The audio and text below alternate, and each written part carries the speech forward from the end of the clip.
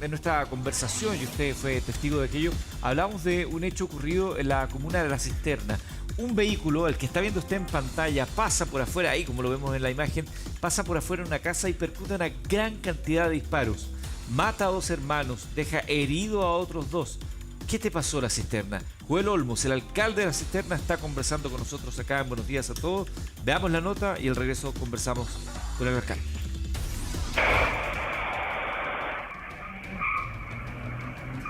Esos disparos que se escuchan justo antes de ver a este vehículo huir del pasaje 2 de la avenida Lo Ovalle en La Cisterna son solo algunos de los más de 30 que se efectuaron la tarde del domingo recién pasado y que terminaron con la vida de 2 adolescentes cuando celebraban un cumpleaños. Hay una hipótesis principal, una cronología que explicaría cómo comienzan los hechos, y es la siguiente.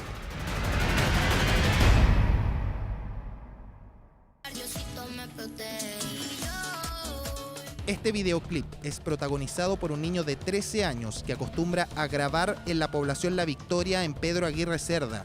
La tarde del viernes 29 de diciembre reunió a un grupo de amigos para hacer un nuevo registro musical. Lo que no sabían es que quedarían justo en medio de una balacera entre bandas rivales. En la esquina de Carlos Marx con Eugenio Mate se encontraban estas personas reunidas, mirando atentamente. De pronto vuelven sobre sus pasos. Estas 2 mujeres entran en escena. Detrás de ellas un grupo. Ellos eran a quienes esta banda esperaba. En medio de la descarga, incluso una bala llega al celular de este hombre. La batería comienza a incendiarse y él se resguarda detrás de un auto. En paralelo, estas 2 mujeres del comienzo quedan en la línea de fuego. Corren e intentan resguardarse abrazadas a un lado de los al menos 5 pistoleros. Estos 2 hombres corren hacia el interior de Eugenio Mate. Detrás de ellos los siguen las balas. 3 personas muertas fue el resultado de este enfrentamiento a balazos, entre ellas Mayra, una niña de 13 años, que era una de las bailarinas de este video musical. De repente siento mucho, así como fuegos artificiales, y veo a una niña así que va corriendo y que sangraba y ahí yo me tiré al piso y a mí casi me llega una bala por acá, me voló el gorro a mí. El testimonio de vecinos apunta a una disputa de territorio entre narcotraficantes. Todo finalmente se resume en la delincuencia en su máxima expresión, en el crimen de una joven y en la angustia de sus familiares. Todos los días nos matan niños, todos los días nos matan. Una niña de estudio, una niña de casa, una balacera entre narcotraficantes. Volvamos a esta imagen. Una ráfaga de disparos que terminó con la vida de 2 adolescentes en la comuna de La Cisterna. Una pista clave que viene de la máxima autoridad de la comuna. ¿Tenemos algún antecedente de que este hecho delictivo pudo haber tenido que ver con una venganza, con una situación que ocurrió en Pedro Aguirre Cerda, con el asesinato de 3 personas que estaban grabando un video musical? No se puede asegurar nada a priori. Sabemos que el auto que fue utilizado fue encontrado en otra comuna quemado, entonces como una forma de deshacerse de las pruebas, es un hecho bien traumático. Un posible ajuste de cuentas que se concretó a bordo de este auto blanco, una venganza que se efectuó con una ráfaga de disparos directo hacia una vivienda. Al interior 4 jóvenes, todos menores de edad, quienes celebraban un cumpleaños. 2 hermanos terminaron muertos, otros 2 jóvenes heridos. Uno de ellos tiene 10 impactos de bala en su cuerpo. Las ahora víctimas, todas provenientes de Pedro Aguirre Cerda, habrían sido parte de una banda que estaría involucrada en este delito, precisamente que antes mencionábamos. En este pasaje vive gente, un suboficial mayor de Carabineros, un suboficial mayor de la Fuerza Aérea, vive gente, mucha gente de bien, mucha gente de trabajo, mucha gente de esfuerzo. Pero nos encontramos de que se nos empezó a echar a perder, este sector, este pasaje, debido a la llegada de de esta familia. O sea, esto ya se veía venir. Entonces, todo era conversación. Era de conversación entre, por ejemplo, en las reuniones de la Junta de Vecinos o en las reuniones de pasillos, las reuniones se conversaba, de que nosotros lo veíamos venir, de que esto podía ocurrir, ya lo dijimos porque nos comentaban gente que vivía aquí mismo, aquí se vieron descargando camionetas, donde seguramente mercadería robada, asalto a un camión. Horas más tarde, el vehículo en el que se trasladaban los atacantes fue abandonado en La Pintana y con indicios de que intentaron quemarlo, es decir, para borrar todas las evidencias que se puedan rescatar. La cronología de un crimen, el cual su último episodio fue acá en La Cisterna, que comenzó en Pedro Aguirre Cerda con una de sus víctimas, siendo una niña de 13 años y que nadie sabe si terminó definitivamente.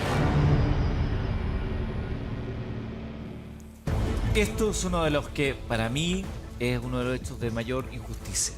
Un lugar como La Cisterna, precioso lugar, lo conozco, me crié en San Miguel, conozco La Cisterna, tengo amigos en La Cisterna, gente de trabajo, gente de esfuerzo, gente que desde hace años está sacando adelante a su familia a través de la honestidad, se ven hoy día involucrados, envueltos, asediados por el mundo criminal, por el mundo narco, con temor, con la imposibilidad de desarrollar su vida como debería ser. Qué pena por gente de La Cisterna, de San Miguel y de tantos otros lugares en Chile que hoy están siendo asediados por el mundo del crimen, el mundo narco. Está con nosotros acá en el estudio Joel Olmos, es el alcalde de La Cisterna. Hablábamos ayer con él, lo invitamos porque queríamos conocer también en la voz del alcalde, del edil, lo que están viviendo los vecinos honestos y decentes de La Cisterna, aquellos que cuidan su casa, que tienen un antejardín bonito, que trabajan día a día. Alcalde, bienvenido acá al Buenos Días a Todos. Muchas gracias, Eduardo. Como tú dices, es bastante trágico que personas de menores de edad que están en la flor de la vida y pensando en su futuro, que está recién partiendo, ¿cierto?, terminen de esta manera tan trágica, y uno podría pensar y declarar que los asesinatos son la peor expresión y lo que genera más daño en la sociedad de la delincuencia, porque un celular se recupera, un auto se recupera, pero la vida no hay cómo recuperarla, y ese daño que genera no solo a la persona, sino también a la familia, al entorno, es tremendo, porque la gente vive con un trauma que es muy difícil de superar. Entonces, nosotros cuando abordamos estos problemas los miramos desde la política pública, es decir, de cómo una institucionalidad como un municipio puede abordar estas problemáticas de acuerdo a las restricciones legales y a la capacidad de articularse con otras instituciones. En especial, nosotros tenemos mucho trabajo conjunto con Carabineros, con la PDI, con la Fiscalía, que es el organismo persecutorio, con la SPD, la Subsecretaría de Prevención del Delito, son los principales articuladores, y con el gobierno regional, que de alguna manera financia lo que uno podría llamar los factores que tienen que ver con lo ambiental, con las luces, con las calles, con las veredas, con las podas.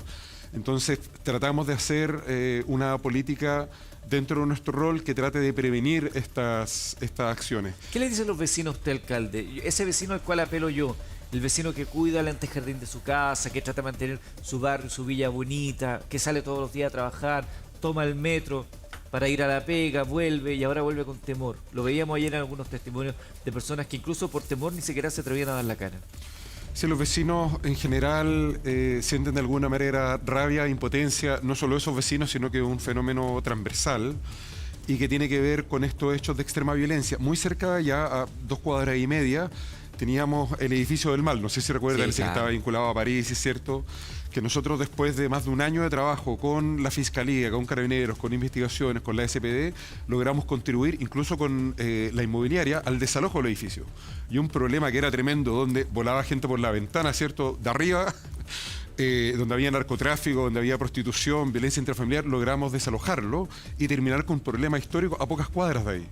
Y ahí se caracterizaba un barrio muy tranquilo, que tú ibas a las 2 de la mañana ya y los parlantes por la ventana, la gente muy enojada, y logramos a través de un trabajo conjunto e integrado desarticular ese espacio delictivo, y ahora nos encontramos con esto, que sería bueno aclarar que nosotros tenemos un rol preventivo y de acompañamiento. Y el rol de seguridad ciudadana fue clave acá, porque ellos son los primeros en llegar. La seguridad comunitaria municipal llega primero al lugar, da aviso a carabineros, entrega información sobre lo sucedido, atiende a las víctimas con primeros auxilios, traslada a las víctimas al Hospital Barros Luco con la patrulla mixta. Entonces fue un actuar bien ejemplar de lo que uno espera de un organismo de seguridad comunal, que no tiene el rol de enfrentarse a lo delictivo y ponerse en riesgo, sino que es de acompañamiento. Entonces uno tiene que mirar ahora cuál es la política pública del gobierno para hacerse cargo de este tema. Uno puede ver desde el municipio que cuando uno mira los números, el 2023 y 2024 subió un 4,4 y un 5,7% el gasto en seguridad. Y eso es algo muy significativo porque se están adquiriendo 1.000 patrullas por año, 2.600 patrullas en 3 años. Es decir, Carabineros no tenía autos para perseguir a los delincuentes, porque los autos de Carabineros no son los autos de uno, porque están todo el día en la calle. ¿Alcalde? Disculpe, primero buenos días. Buenos días. Bienvenido. Quería preguntarle justamente sobre los números, porque usted dice que aumenta durante el 2023-2024 la seguridad, ¿verdad? En carabineros, automóviles, etcétera. Pero sin embargo, los números de la cisterna pasaron desde 2023 a hoy de ser una de las comunas que menos homicidios tenía, menos de 10 tenía en el 2023, y hoy está en el segundo lugar de las comunas con más homicidios. ¿A qué se debe? ¿Por qué está pasando esto si justamente la seguridad aumentó? Sí, el tipo de homicidio, también hay que mirar el dato duro, porque hay un homicidio que tiene que ver, por ejemplo, con enfrentamientos por control territorial de bandas vinculadas al crimen organizado, y otros que son de tránsito, porque la mayoría de los homicidios que hemos visto en la cisterna son más bien de enfrentamientos fuera de la comuna que llegan a la cisterna, pero pudieran haber pasado en cualquier comuna. Narcotraficantes que pasan de tránsito en la cisterna y lo andan persiguiendo, o en el caso de estos menores que no son de la cisterna, sino que estaban ahí transitoriamente. Entonces, perdón, para explicar un poco para la gente que está en la casa, el sitio del suceso donde pasó el homicidio es en la cisterna. Puede que hayan sido, como usted bien lo declara, alcalde, puede que hayan sido delincuentes de otras regiones o de otras comunas, pero la situación del homicidio sale en esa y zona por eso geográfica. en el papel y en el número sale que los niveles de violencia en la comuna han subido. Sí, pero las víctimas sí tenían domicilio en ese lugar donde suceden los hechos, las víctimas. nosotros tenemos entendido de que ellos estaban ahí en una situación de tránsito, que no son oriundos de ahí. Esa es la información que manejamos, pero depende mucho Ahora, de alcalde, cómo se esclarece. Independientemente de ese caso puntual, y un poco tomando lo que ha dicho Yamila, usted advirtió hace algunos meses atrás, lo comentamos acá en el programa, que cuando se hablaba del plan Calle Sin Violencia y de la forma en la cual se estaba focalizando, que se podría haber aquí una itinerancia, un movimiento, desplazamiento de focos delictivos de una comuna a otra. Y ese era un temor que yo creo que se ha dado en el caso de la cisterna y se ha dado también en otros casos. Sí, cuando uno mira el tema de la delincuencia, hay estos fenómenos críticos que son crimen organizado, alto poder de fuego, y hay otros que tienen que ver con los delitos violentos, porque están los delitos violentos y los delitos con fuerza. Delito con fuerza es que te roben la radio del auto o el espejo del auto. Delito violento es que te asalten en la calle, te agredan, donde hay lesionados y otras cosas. Y los delitos violentos han ido subiendo drásticamente. Nosotros llegamos 2021-2022 con 40% de aumento mensual con respecto al año pasado. A mitad de año se estabilizó al 20%, entonces se había estabilizado el crecimiento. Y el plan Calle Sin Violencia trata de focalizar en aquellos actos que generan más daño, que son principalmente los ejes más poblados, donde se generan enfrentamientos principalmente por robos con violencia, que generan daño a la comunidad. Claro. Ahora, cuando uno mira la política, efectivamente es importante que se focalice, es decir, aquello que causa más daño, que tiene que ver con las muertes y los lesionados, tenga una atención especial. Y en especial cuando hay una vinculación con el crimen organizado y el narcotráfico. Nosotros vemos que cuando uno trata de abordar desde la política este tipo de acciones, uno esperaría el fortalecimiento del control de armas para que no hayan armas en la calle, menos armas de de fuego de guerra, ¿cierto? Han habido episodios donde desde carabineros, desde los militares también se han perdido armas de guerra, eso es inaceptable. Nosotros debiéramos prohibir el ingreso al país de armas que puedan ser modificadas, por ejemplo, para convertirse en armas de fuego, prohibámoslas. Hay otra dimensión que tiene que ver con la fiscalía. Tenemos una ex fiscal acá. Yo una vez tomé el número de causas y lo di por la cantidad de fiscales y era más de 1000 causas por fiscal al año. Era absurdo, no tiene sentido. Entonces, hoy día hay una fiscalía especializada, se creó la supraterritorial, se creó este equipo ECO, de equipo con crimen organizado y homicidio. Es decir, hay avances. No están a la altura del nivel de crecimiento, pero hay avances que son inéditos a lo que habíamos visto. Usted dijo, en abril del año pasado, cuando se toman decisiones mirando un indicador, que era como se toman las decisiones para Calle Seguro, se buscaban donde había los zonas con mayor cantidad de denuncias. Por eso hemos dicho también insistentemente acá en el programa que es importante marcar una denuncia para establecer estos puntos calientes donde se producen delitos. Dice, cuando se toman decisiones mirando un indicador, el problema es que se dejan otros de lado que también son significativos.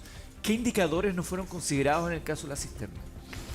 En el caso de la cisterna, para dejarlo fuera, fue que se tomó solo una cantidad de homicidios, entonces tenía un homicidio de menos y quedaba fuera. Yo creo que eso tenía que ver más que nada con los recursos disponibles y con la necesidad de implementar un plan que no existía. Y ahora el anuncio es que en este año nosotros vamos a estar dentro del plan y eso nos permite también acceder a patrullaje extra, es decir, tener una radiopatrulla de carabineros con estos carabineros especiales, claro, que no es el carabinero que te saca una multa de tránsito, sino un carabinero que se enfrenta a la expresión más dura de la delincuencia, dando vueltas en un sector que, según los delitos violentos, está más afectado.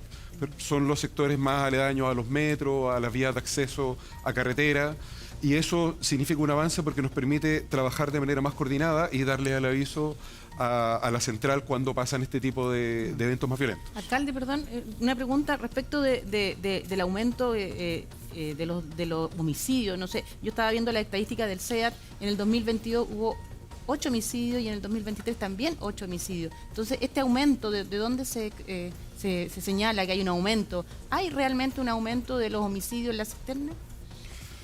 Sí, cuando uno mira la estadística más histórica, en general antes habían 6 homicidios, 5 homicidios, esa era la tasa. Entonces, tener 3 homicidios más es trágico porque significa un 60% de aumento de la estadística que manejábamos. Lo que nos preocupa a nosotros es nuestra capacidad de enfrentar estas situaciones. Nosotros cuando llegamos al municipio había una unidad de seguridad ciudadana muy precaria, que no tenía subunidades. Lo primero que hicimos, ya contamos con unidad de inspección, seguridad humana, tenemos unidad de trabajo con el comercio, porque el comercio tiene otro tipo de afectación, de mediación para que los conflictos entre vecinos no terminen a balazos, por ejemplo, unidad para atender la violencia intrafamiliar, para atender a las víctimas de la violencia de manera de recibir orientación. Pasamos de 30 funcionarios de seguridad ciudadana a 58, es decir, el doble, y vamos a tener 20 más a marzo de este año, producto de que constituimos una asociación de seguridad comunitaria con la Municipalidad de San Joaquín y de Macul. Entonces estamos tratando de transformar nuestra institucionalidad atrasada y obsoleta para poder responder a las nuevas necesidades. Ahora tenemos una central de cámaras de televigilancia para todo el eje de Gran Avenida. Vamos a tener el doble o triple de cámaras durante el año que viene. Entonces estamos tratando de hacer cosas. Despejamos el eje de Gran Avenida de comercio ambulante, que era un eje muy conflictivo por los delitos que se daban ahí. Instalamos un retén móvil con el gobierno regional y con Carabineros en la intermodal y disminuimos un 20% los delitos. Tenemos motos, tenemos infantería, que es gente recorriendo la calle, patrulla mixta, patrullaje preventivo. Entonces, para nosotros también ha sido destinar muchos recursos para hacer frente a esta oleada de crecimiento delictivo, que cuando uno mira el grueso hay un estancamiento, porque venía subiendo. Se anunció ayer en el gobierno que la última cifra es que disminuyó un 9.4% la cantidad de homicidios. Eso es muy importante. Aumentó un 40% las personas detenidas por homicidio, lo que también es muy importante porque no es lo mismo tener homicidios sin autor conocido, claro, allá tener detenidos por homicidio. Es decir, el sistema también está asimilando y está creciendo para enfrentar este tipo de situaciones. Hay una situación que a veces un homicidio es un homicidio en todos lados, pero es importante entender de que los homicidios que existían en el 2020 o 2019 quizás eran muchas veces riñas entre personas o entre borrachos, pero el nivel de homicidio que está hoy día, el nivel de violencia, ¿cierto? Por eso la gente lo ve de forma distinta. Le quería hacer una pregunta, alcalde. Usted hablaba recién de patrullajes mixtos. ¿Esto es este patrullaje que tiene un funcionario de carabinero con un funcionario municipal. Sería bueno porque para que la gente lo vea, y eso es optimizar los recursos, y ahí lo felicito, alcalde, porque claramente se optimiza el recurso de un funcionario municipal y que va en un vehículo municipal con un funcionario carabinero. Hemos hablado aquí, y yo he sido una persona muy crítica en el sentido que Carabineros tiene muchas cosas que la ciudadanía le exige o los gobiernos de turno le exigen. Yo creo que tenemos que sacar la gran cantidad de cosas que hace Carabineros que no son su gran importancia, que es la prevención. Entonces, efectivamente, esa forma que usted hace de la prevención mixta, creo que no sé, ¿cómo ha dado resultado dentro de la comuna? Sí, la patrulla mixta es la política más exitosa de Carabineros en la democracia, si uno mira la estadística y la apreciación que tienen los distintos actores sobre ella. La Fiscalía, para perseguir al crimen organizado, el mismo fiscal Barros decía de la reforma procesal penal, es lo que va a tener más impacto para enfrentar la delincuencia desde ese espacio que es la persecución y la administración de justicia. Uno cuando mira CSI, ¿cierto?, de los claro, norteamericanos, mira estas centrales de televigilancia de todas las carreteras, de todas las principales avenidas, los policías con sus chalecos, con sus cámaras, ¿cierto?, los GPS, hace 20 años, y acá recién ni siquiera tenemos eso. Entonces también hay un llamado a incorporar recursos tecnológicos, a hacer crecer los contingentes policiales, no solamente de personas, sino también de capacitaciones. Cuando llegamos casi nadie estaba capacitado en seguridad, entonces al final la persona que trabajaba en la caja andaba dando vueltas en un auto de seguridad ciudadana. No tiene sentido, necesitamos gente más preparada y más capacitada. Ahora, yo quiero poner también otro foco que tiene que ver con de dónde sale esta gente que está dispuesta a matarte, ¿cierto?, por un celular, por una billetera, por un auto, y tiene que ver con la crisis social que nosotros enfrentamos. Imagínense que pasamos de 200 millones a 700 millones este año de gasto en vales de alimentos. Antes entregábamos canasta, ahora vales. Porque hay una crisis social de por medio. Entregábamos 16.800 canastas, ahora entregamos 20.000 vales. ¿Se explica por el flujo migratorio? Tiene que ver con una crisis social encubierta que tiene un componente migratorio, pero siempre ha habido un problema de desempleo, de problema de subsistencia. Imagínense que nosotros... ¿El consumo de drogas también tiene que ver o no? También, y ahí tiene que ver ¿No es un poco peligroso establecer que la pobreza se vincula con la delincuencia? No, lo que queremos hacer es que abordar los factores protectores, es decir, que las personas tengan acceso a bienes y servicios públicos de manera a poder enfrentar la vida y no verse tentados a caer en el flagelo de la delincuencia. Por ejemplo, nosotros por primera vez en La Cisterna constituimos un albergue comunitario, porque hay mucha gente que vive en la calle, está lleno de gente que vive en la calle. Vamos a Mapocho, en todas las comunas lleno de rucos, ¿y qué pasa en los rucos? De repente llega una persona que está vinculada al delictivo, que sale a asaltar, que roba, que agrede a los vecinos, ¿cierto? ¿Qué hacemos con esa gente? Cuando hay problemas de subsistencia, instalamos una olla común, esperamos en este año tener más para la gente que no tiene que comer. Yo voy a la feria y la gente me dice, alcalde, no tengo que comer, ¿qué hago? Entonces uno queda así, dice, pasamos de 200 a 700 millones, estamos tratando de hacernos cargo de lo situacional, de las luces, de los espacios públicos, pero necesitamos mucho más recursos para poder enfrentar la crisis social que hay detrás de esta crisis de violencia, donde finalmente los narcotraficantes terminan incorporando soldados para sus fechorías. La educación, yo ayer planteaba aquí que estamos en uno de los peores escenarios respecto a la educación pública. Tuvimos recientemente los resultados de la prueba de selección universitaria, que no es el instrumento, porque sabemos que es la CIMSE la que lo mide, pero uno puede establecer o colegir algo de ahí. La educación es fundamental también para poder hacer esta labor preventiva desde temprano, para alejar la tentación del Imagínense mundo delictivo. que recién este semestre, el último semestre, tuvimos un programa de prorretención, es decir, ir a buscar a los chicos a la casa y saber por qué no están yendo al colegio. Porque ese chico que no va al colegio, ¿cierto?, ¿en qué se mete después?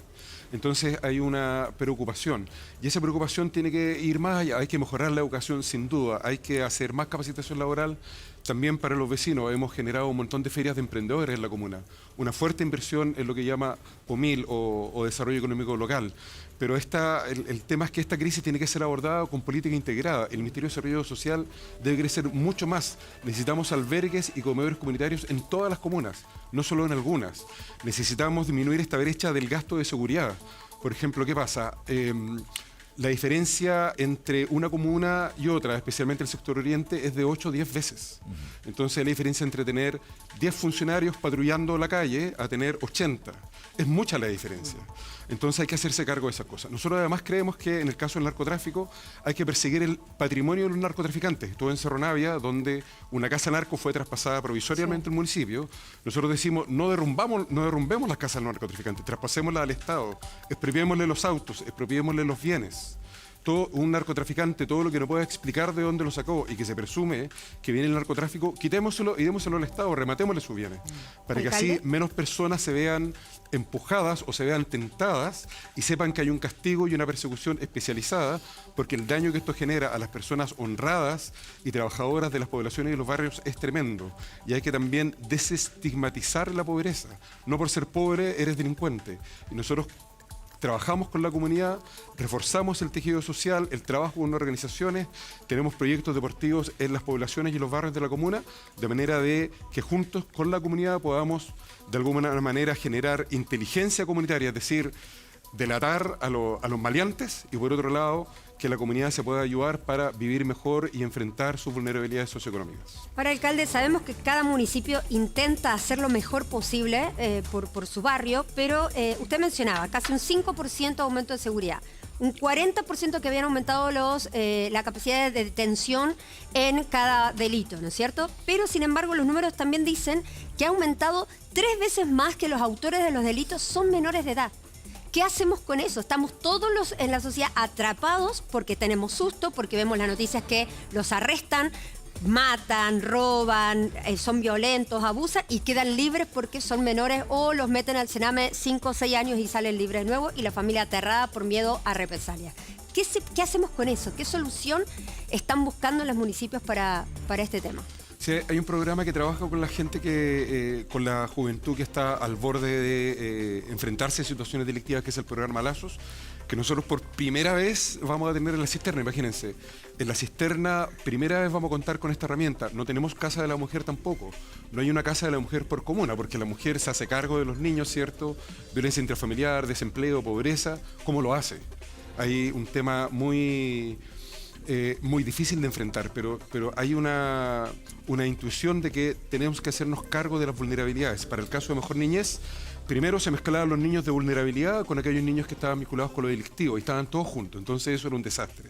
Después, el modelo cárcel. Yo fui a Tiempo Joven hace un montón de años con mi iglesia, porque soy evangélico, y íbamos a ver a los niños y era una cárcel, un funcionario de gendarmería con una ametralladora, ¿cierto? Los niños ahí, una carrera delictiva que se aceleraba producto de este contacto, y hoy día existen lo que se llama centros semicerrados. En la cisterna hay uno y trabajamos con ellos para dar oportunidades de capacitación, laborales, de recreación, pero debiera haber uno por comuna, debiera haber un centro de la juventud por comuna que no encierra a los niños, ¿cierto?, a los jóvenes y los mezcle, porque no es lo mismo robarse, ¿cierto?, un pan que una pistola en un portonazo, no es lo mismo. Pero el sistema te mezcla y eso genera mucho daño. Tenemos que hacernos cargo de las vulnerabilidades de las juventudes con programas especializados, como el semicerrado, que apenas hay 2 en la región metropolitana, debieran haber 50. Entonces tampoco nos estamos haciendo cargo de eso. Mira, ¿eso es un tema de costo? Sí, tiene que ver con los recursos, pero también con la capacidad del Estado de crecer, porque hay que encontrar terrenos, capacitar funcionarios, hacer crecer la planta. No se hace un día para otro, pero tenemos que enfrentarlo. Entonces, yo creo que lo que debiéramos hacer es un llamado a no mirar este problema desde la mezquindad política de que yo le quiero pegar a alguien y ver cuáles son las medidas que nosotros necesitamos implementar para frenar esto. Y el discurso fácil es decir, ¿saben qué? Queremos un policía en cada esquina con una ametralladora que cualquier cosa que pase dispare, ¿no? Eso no es la solución. La solución es el control, la persecución, el fortalecimiento de las instituciones como carabineros, investigaciones, fiscalía, pero también hacernos cargo de esta crisis social, que en el fondo es un caldo de cultivo para que estas situaciones florezcan y sigan de alguna manera empeorando y generando más daño a la comunidad. Me parece que se lo escuché a usted que decía, a propósito de esa balacera que terminó con 2 personas muertas, esos otros 2 primos heridos, que decía que esto, si se hubiera aprobado infraestructura crítica, aquí no hablamos de infraestructura crítica, estábamos hablando de una balacera dentro de una casa. La infraestructura crítica es para ir a cuidar otras instancias, las estaciones de metro u otro.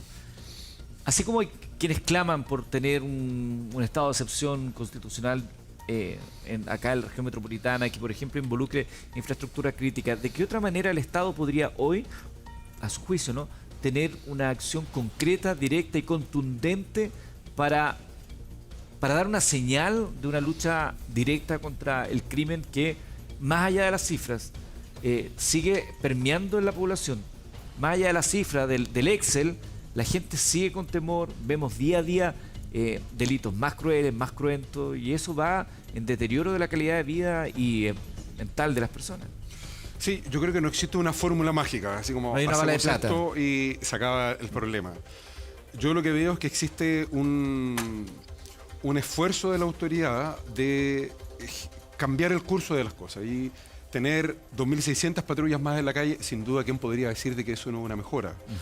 Tener carabineros mejor equipados para el ejercicio de su función, que no tiene que ver con tener funciones nuevas, con las que tienen funcionan. El problema es que cuesta llegar, que no hay tecnología, que hay que incorporar recursos tecnológicos para mejorar la presencia. Por ejemplo, con una cámara en un sector, tú puedes ahorcar 10 manzanas con una central de televigilancia. Entonces mandas al carabinero cuando detectas el delito.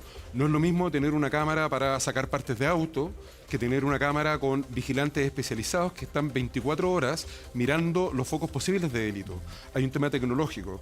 El fortalecimiento de la fiscalía también es clave, pero los fiscales siguen teniendo 1000 causas año. ¿Qué fiscal puede resolver o puede perseguir cuando está en un contexto donde se encuentra enfrentado a cerrar una causa por no tener antecedentes o diligencias? La misma nota de recién que muestra, mandemos a gente a buscar las cámaras. ¿Quién hace ese trabajo? Hay que revisar 200 cámaras quizás.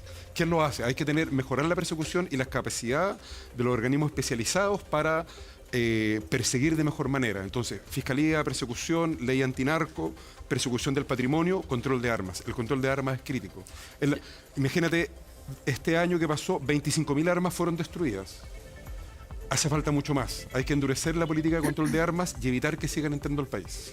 Alcalde, agarrándome un poco las palabras de Eduardo, ¿qué pasa también con este gran temor que tenemos todos? Porque ayer hablaban justamente vecinos de la comuna de La Cisterna, donde decían, en este pasaje nunca había pasado nada, nosotros somos gente de esfuerzo, nos levantamos a trabajar, volvemos en la tarde, antes salíamos tranquilos a la botella de la esquina a comprarnos un vinito, ahora nos da miedo salir con esta familia que dice que es muy agresiva, no se animan a pasar por esa calle, le tienen temor. Esto pasa en muchas comunas, porque hay esfuerzos donde se aumenta la cantidad de carabineros, automóviles, seguridad, pero sin embargo, cada día seguimos viendo disparos, asesinatos, asaltos. Pareciera que los delincuentes dijeran, son unos idiotas, no saben cómo manejarnos y seguimos haciendo lo que queremos. Esa es la sensación que nos da. ¿Qué más? ¿Cómo hoy los vecinos de La Cisterna pueden estar tranquilos? ¿Qué le queda a ese pasaje? ¿Se tienen que mudar de ahí? ¿Cómo se protege hoy a estos vecinos? Sí, nosotros hemos hecho un trabajo bien integrado con carabineros, con fiscalía, y hemos logrado, por ejemplo, sacar a agresores de violencia intrafamiliar de las casas con carabineros, después de un trabajo bien duro. Cuando los delincuentes ven al mundo, al Estado organizado, eso genera un freno. Por ejemplo, cuando ven llegar a Seguridad Ciudadana, como que no pasa nada, pero cuando ven llegar a Seguridad Ciudadana con carabineros en la patrulla mixta, como que se acabó la fiesta, se baja la radio, nadie dice nada. Entonces hay otro efecto. Cuando nos ven articulados con fiscalía y logramos desalojar a personas que se tomaron casa y que están generando un problema, cambia la cosa. Eso por una parte. Por otra, una experiencia bien concreta. Creo que es primera vez en la historia de la comuna que tenemos una escuela de fútbol que funciona en un lugar 3 veces a la semana de 6 a 9 de la noche. Pusimos luces, cambiamos las luces de la cancha, cierre perimetral, ¿cierto? Lomo de toro. ¿Y qué pasa? La comunidad 3 veces a la semana de 6 a 9 de la noche se toma la plaza. Se toma la cancha. ¿Por qué no pasaba antes? ¿Qué era lo que pasaba? Que literalmente usted dice que la ciudadanía se toma la plaza. Que lata decir esto porque efectivamente la plaza es de la ciudadanía. El espacio público, claro. No tiene que tomársela, ¿cierto? Y vemos que muchas veces esos espacios están tomados, ¿cierto? Por delincuentes. Entonces, ¿por qué antes no se podía? Netamente porque la plaza estaba tomada por delincuentes y hoy día la ciudadanía se está un poco organizando y entendiendo que no tenemos que estar solamente esperando encerrados en nuestras casas, sino que también en compañía con el municipio empezar a tomar esos lugares. Ya voy a eso. me encantaría tener 6 veces a la semana esa escuela de fútbol ahí. Y no tenerla solo en una plaza, sino tenerla en 15 plazas, en 15 espacios públicos. No puedo financiar eso, no tengo los recursos para hacerlo. Por otra parte, estamos en un proceso de recuperación de juntas de vecinos, donde florece la participación, donde hay capacitación, servicios municipales, salud, educación popular. Estamos en un proceso de recuperación que lucha contra la desarticulación, que es un fenómeno político y sociológico, que la gente parece que se fue para la casa porque era más fácil encerrarse que estar en la calle, recuperar el espacio público. Entonces necesitamos recuperar esos espacios. Necesitamos implementar proyectos de trabajo con la comunidad, como tú decías. No hay que encerrarse en la casa. El problema, hay que salir de la casa y hay que tomarse los espacios públicos. Eso también hace retroceder la delincuencia.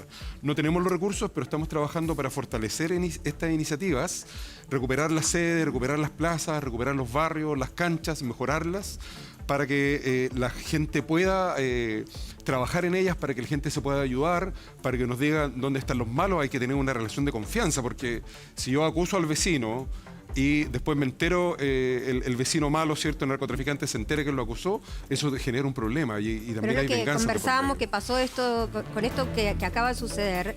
Los mismos vecinos decían que tenían problemas, habrían tenido problemas con esta familia y que justamente no sabían cómo detener ahora este gran temor que tenían. ¿Qué se sucede en ese caso? ¿Qué pasa con los vecinos que están al lado, los que viven en la esquina? ¿Qué va a pasar ahí, alcalde? Ahí hay que tomar una decisión drástica. Si el municipio lo que tiene que hacer, y hemos tratado de implementar la política para allá, es solucionar el tema de subsistencia, apoyar a esa persona con recursos económicos para que pueda estar en tranquilidad, apoyarla en el proceso penal de por medio que tiene que ver con la acusación y tratar de proteger. Ojalá que se pueda ir de ahí, y tenemos subsidios también para abordar esa problemática. El único mensaje como conclusión, porque ya veo que estamos en los tiempos, es: fortalezcamos la policía, la persecución de fiscalía, recursos tecnológicos para carabineros, endurecer el control de armas, pero también yo voy a ser el más feliz cuando digan: alcalde, aquí tiene un centro comunitario para olla común para la gente en su comuna, acá tiene otro para que la gente que no tiene donde dormir, un albergue comunitario, pueda tener donde quedarse y así podamos sacar los rucos con más tranquilidad, un centro de salud mental para atender a toda la gente que tiene problemas de atenciones con especialistas, y un centro de la mujer para poder dar atención especializada a las víctimas de violencia intrafamiliar, que son mamás con niños. Entonces yo digo, ¿cuándo? Parece que me voy a morir sin escuchar ese anuncio. Hemos avanzado, pero falta mucho.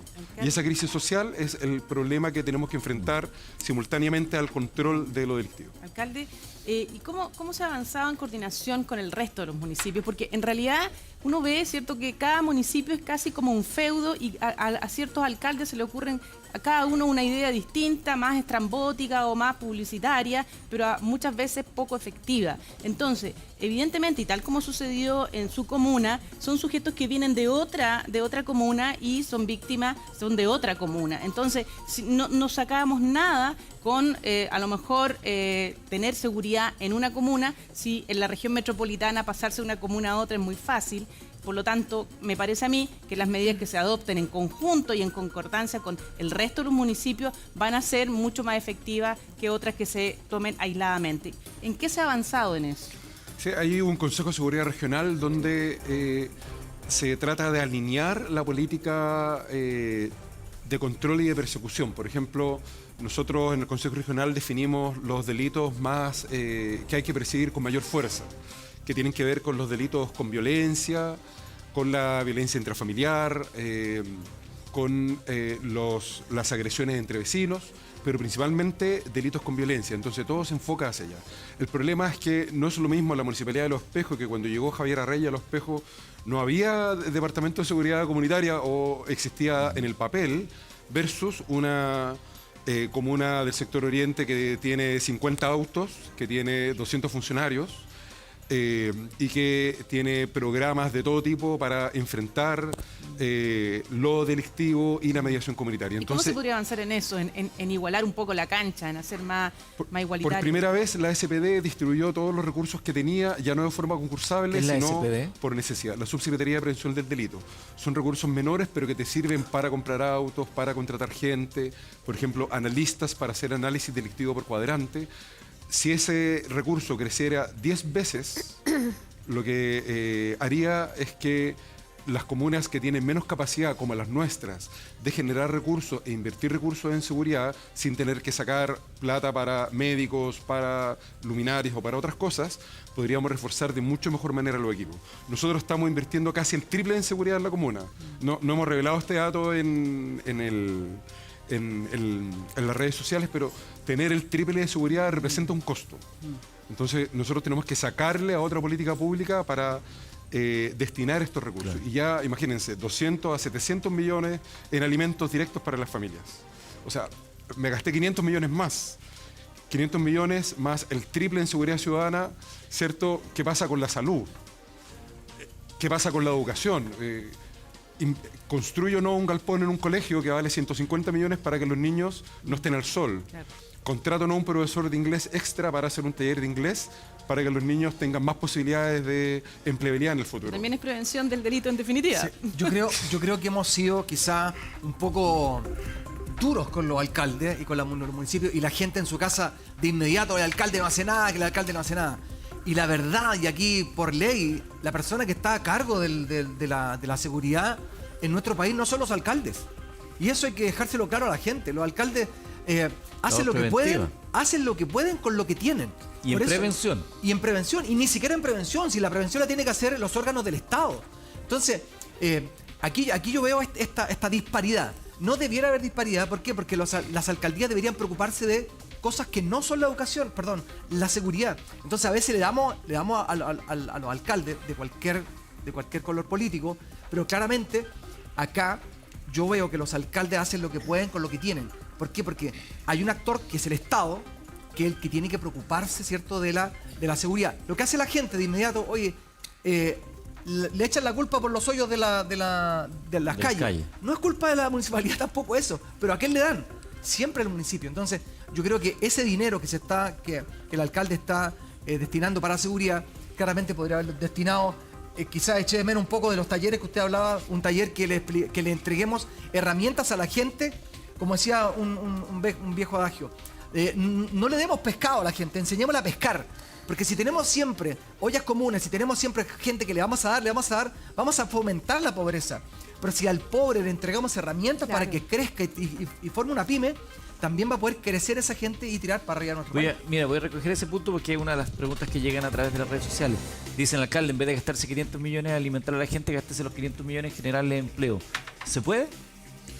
Sí, nosotros estamos generando un cambio inédito en OMIL, porque pasamos de un servicio de colocación, que es publicar un afiche de postule a tal cosa, a tener una propia OTEC que estamos consolidando, que significa dar nuestros propios cursos de capacitación, conseguir cursos de otras OTEC para que la gente pueda acceder a oportunidades laborales nuevas y generar todo una... Imagínate que en la Navidad tuvimos 1.200 familias con puestos navideños en 11 ferias de la comuna. Eso es una política directa para enfocar o abordar la generación de ingresos propios. Ahora estamos constituyendo un laboratorio tecnológico para que los jóvenes puedan aprender a programar, a imprimir en 3D, ¿cierto?, a vincularse con cosas que no están en los colegios. Vamos a partir ahora con clases de chino y clases de inglés en el verano, para que también podamos mejorar y fortalecer la empleabilidad. Esto tiene que ver mucho con los recursos. Estamos formando una sala de repostería y panadería para que la gente pueda aprender, ¿cierto?, a hacer estas cosas. Una sala de talleres de alta complejidad, como estos taladros especiales, ¿cierto?, fresadoras. Otro para tener un laboratorio experimental para la gente que hace fitocosmética. Entonces, si tú miras el desarrollo productivo, lo tecnológico tiene que primar, pero sobre todo espacios para que la gente pueda capacitarse. Y eso está avanzando. Ahora, cuando uno mira el fenómeno sociológico que decía Eduardo acá, ahí tiene que haber un cambio de mentalidad, porque la gente se ve enfrentada a la situación de quedarse encerrada en la casa y los problemas de salud mental que eso conlleva. Nosotros hemos duplicado la cantidad de psicólogos en el sistema a través del programa Salud en tu Barrio, donde en las sedes sociales estamos entregando atención médica y hicimos crecer un 30% las atenciones del sistema de salud. Debemos ser una de las comunas que más ha mejorado la salud en Chile. Lo digo así de categórico. Nuestro mensaje es que la gente no se encierre en la casa, que la gente converse con su vecino, que la gente haga grupos de WhatsApp con el vecino, que cuando el vecino no puede llevar al niño al colegio, le pida al vecino la ayuda: vecino, ¿me puede llevar al niño al colegio porque yo no puedo? me puede ayudar con Tejido las compras del social. supermercado. Tejido social, ayudarse, ponerse de acuerdo. Hay ejemplos muy bonitos de recuperación de espacios sociales que eran basurales, donde nosotros vamos en conjunto con funcionarios municipales, pero los vecinos también van y trabajan. Alcalde, déjenme preguntarle, porque tomo ahí algo que dijo Marisa hace algún rato. No es posible, más allá de la diferencia que a veces son vergonzosas de presupuesto entre un municipio y otro, en materias de educación, de salud, de prevención, de lo que sea. Pero no hay una manera de coordinar esfuerzos, a lo mejor hacer economías de escala como en algún minuto fueron, por ejemplo, las farmacias populares que empezaron a proliferar en varios municipios. Porque usted nos cuenta algunas ideas de algunas iniciativas, por ejemplo, los talleres que están haciendo, un centro tecnológico, talleres de inglés y de chino, que se repliquen en otras comunas para que no sea solo el esfuerzo individual de alguien de la cisterna en este caso. Pero resulta que el vecino del frente, que corresponde a San Miguel, no lo tiene. Y dice, "Uy, ¿por qué tendría que depender única y exclusivamente del feudo del alcalde?" Ustedes que están reunidos en, entiendo, 2 agrupaciones de municipios, ¿no pueden coordinar esfuerzos para, a lo mejor les va a salir más barato contratar profesores o hacer lo que puedan hacer, pero más amplio, que no dependa solamente del límite territorial en el que están viviendo? Si cuando uno mira la política, yo soy un magíster en políticas públicas, entonces ahí te enseñan cómo se articula la política desde el Estado hasta la base.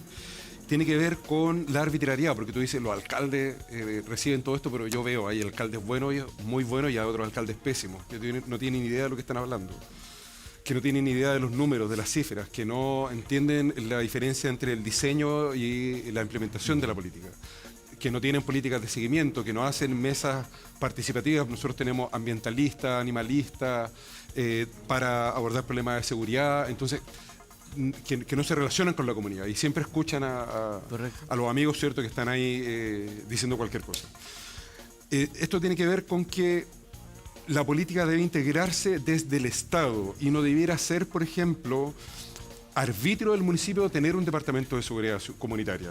Todos los municipios debieran tenerlo por ley, pero no solamente en el papel, sino que debieran tener unidad de análisis, unidad de mediación comunitaria, unidad de barrio comercial, unidad de Claro, protección. lo que van a decir, no sacamos nada con que haya una ley si no hay presupuesto. Entonces, ¿qué pasa? El Estado tiene las herramientas para decir, yo te voy a financiar un profesional para cada área o 2 profesionales para cada área y te voy a entregar 2 camionetas, y el municipio, en la medida que va cumpliendo, va haciendo crecer los recursos que le llegan, para que en el fondo haya un incentivo al buen Correcto. desempeño. Ahí tengo una propuesta, que se planifique, que todos los municipios tengan eso. Me pongo en el otro lado.